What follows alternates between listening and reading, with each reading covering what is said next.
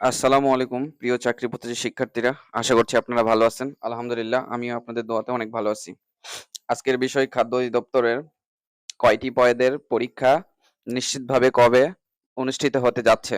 হ্যাঁ, সুপ্রিয় চাকরি প্রত্যাশী শিক্ষার্থীরা, খাদ্য অধিদপ্তর থেকে কিন্তু অফিসিয়ালি ভাবে জানিয়ে দিয়েছে তারা হচ্ছে ২৩ তারিখ আর ৩০ তারিখে আগের যে তারিখটি প্রকাশ করেছিল সে তারিখেই কিন্তু পরীক্ষা অনুষ্ঠিত হবে। কিন্তু এবার হচ্ছে ২ ধাপে বেশ কয়েকটি পদে তারা পরীক্ষা নিবে। আর আপনারা কিছু কয়েকদিনের ভিতরেই কিন্তু এসএমএস পেয়ে যাবেন। এমনটি খাদ্য অধিদপ্তর জানিয়েছে। হ্যাঁ, তো এই বিষয়ে আরো বিস্তারিত থাকতেছে এভাবে যে আপনাদের হচ্ছে কোন, কোন পদের পরীক্ষা নিশ্চিতভাবে হতে যাচ্ছে।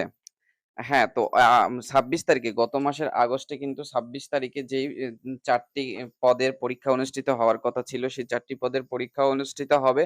আর যেগুলো গুরুত্বপূর্ণ খাদ্য অধিদপ্তরের পরীক্ষা যেমন সহকারী উপখাদ্য পরিদর্শক পরীক্ষা, তারপর খাদ্য উপখাদ্য পরিদর্শক পদের পরীক্ষাগুলোও কিন্তু নিশ্চিতভাবে এই আগস্ট মাসেই নেওয়ার কথা রয়েছে।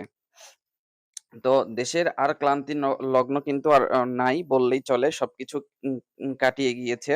অর্থাৎ যেই অন্তর্বর্তীকালীন সরকার আর তারা হচ্ছে অ্যা নিয়োগ করতে চাচ্ছিল সেটা কিন্তু হয়ে গিয়েছে। আজকে ডক্টর ইউনূস বাংলাদেশে ফিরেছে আর প্রেস কনফারেন্সও করেছে তারা।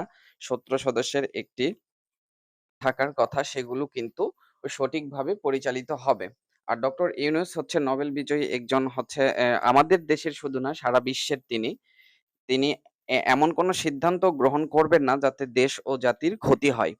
তো এখন পর্যায়ক্রমে আলোচনা করে যেটা বোঝা যাচ্ছে বা খাদ্য অধিদপ্তর অফিসিয়ালি ভাবে জানিয়েছে যে তারা তাদের ওয়েবসাইটেও কিন্তু একটু লক্ষ্য করলে দেখবেন যে শেখ মুজিবুর রহমান, শেখ হাসিনার ছবি কিন্তু আর নেই বললেই চলে।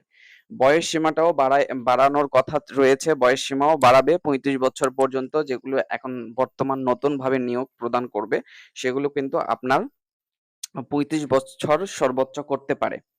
এমনটি কিন্তু জানিয়েছে আমরা হচ্ছে অফিসিয়ালি ভাবে জানতে পেরেছি।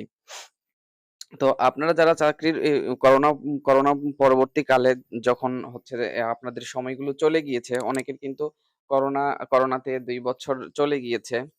তো সেইটার কিন্তু বয়স কিন্তু সীমা বাড়ানো হয়নি। তখনও কোনো নোটিশও প্রদান করেনি। তখন কিন্তু এইগুলো বিষয়ে কোনো আলোচনাই হয়নি। তো আশা করা যাচ্ছে এবার সবকিছুর পরিবর্তন হবে। আর সবকিছু ঠিক থাকলে এই মাসেই পরীক্ষা অনুষ্ঠিত হবে। করবেন, আমি উত্তর দেওয়ার চেষ্টা করব। সবাই ভালো থাকবেন।